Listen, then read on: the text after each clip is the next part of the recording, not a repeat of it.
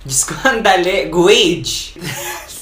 Alright, today guys, I'm gonna be pronouncing what's inside the box and I'm so excited. I'm no good at pronunciation. It's first word. Almond.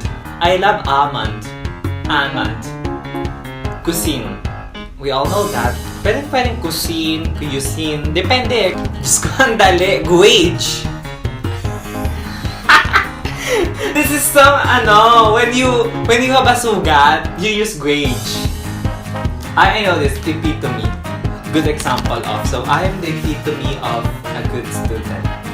Perspire. Perspire is when you are perspire every day to do something great. Capre. Kasi, feeling ko silent S siya eh. So, caprice. Hindi, pwedeng capre.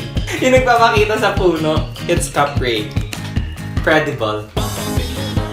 Verdible. What is this? Verdible. Verdible. This is,